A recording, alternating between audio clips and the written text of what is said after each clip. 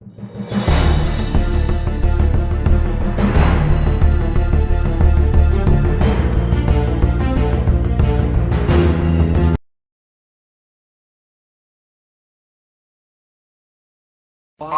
legal filming that Dr. Phil will show you News Channel. But not long after their return to Northeast Tennessee, Wells' father was arrested on suspicion for DUI. Then again in court the following Monday for that being a violation of his probation. News Channel 11's Ansley Daniel was able to ask him how the ongoing attention will help find his daughter. She's live in the studio tonight. Ansley? Josh and Sarah, this was Don's first on-camera interview since going to L.A. and coming back home, and since those charges on him have mounted. Now, he told me, though, that he knows he's no media darling. I have lost control. I've done stupid things, and for that I apologize. Confessions of a father who says he has struggled emotionally since the disappearance of his daughter. We've had problems with threats and violence and all kind of things like that, and it's been dangerous. It's clear how many think of him. It's been dangerous not only for us, but for everybody that we're involved with. Summer's older brothers were taken by Child Protective Services back in July. A deeper strain now on their parents' marriage. Me and her have had a lot of problems because of this. And we're both just down and miss our kids. Don't exactly know how to deal with all that. But they stand together in what they think happened to their only daughter. Me and Candace know for a fact that Summer was abducted. We know that, but... Can you share with me why you know for a fact or how you know? Well, the reason that I know is because I know my wife, and I know what kind of emotions and the heartbreak that she's been going through, and the way everything happened when she called me. Have police given you any information on that or anything pointing to that? No.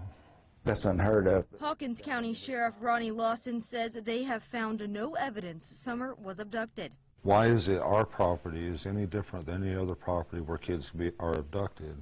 Why? What makes them think, oh, there's no way an abduction can happen here, but everywhere else it's probable, but not this property? Don Wells told us he could not speak about his recent charges based on the advice of his attorney. And just a reminder, though, there has been a gag order placed on the case involving the Child Protective Services that have their older sons.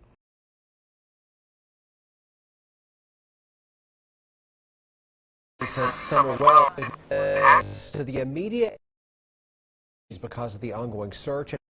Neighbors are speaking out. Tonight, Ansley Daniel with a neighbor who said that she heard a scream the day Summer went missing. The Wells family lives across the street from a neighboring property. On mirroring mountains, together they can be described as sentinels which sit high over Ben Hill Road. The night Summer went missing, the neighbor swears that she and her two children heard a scream shortly before they joined the search for a now missing Summer Wells. It's there, but you want to forget. On the watch and hypervigilant. That's how Josisue Brown was the very day Summer Wells went missing. There's no TV, no noise at all. Josisue was in her cabin with her teenage kids, 19 and 14, waiting for anything. We were kind of hyper alert because of property things that had happened the day before. So we were listening for noise. Everything was kind of quiet.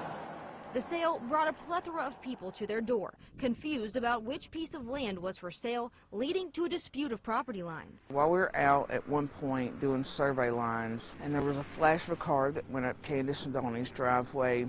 Something about it struck me wrong.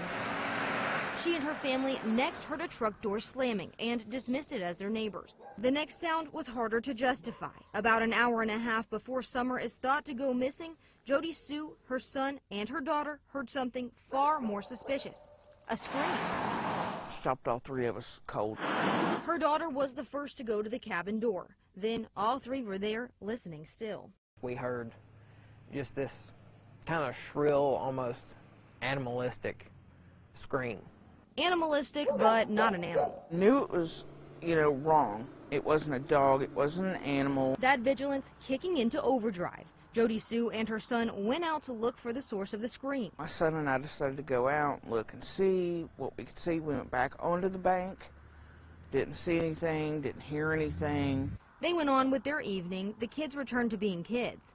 Josisue headed down her driveway around 6 to tend to flowers. And at this point, I start hearing Candace hollering for Summer.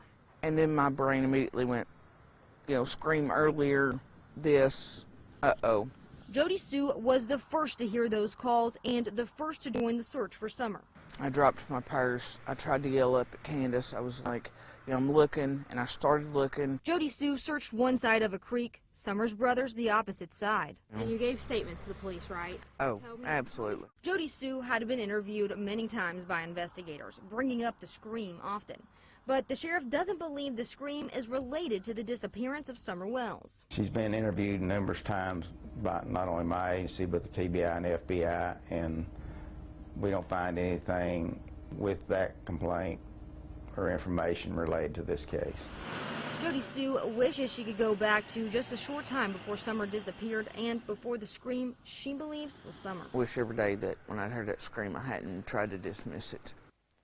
Referencing the work of the FBI, TBI, and his own deputies, Hawkins County Sheriff Ronnie Lawson reiterated in an interview the same week as Josisue's that investigators have found absolutely no proof that an abduction has taken place. In the Beech Creek community, Ansley Daniel, News Channel 11.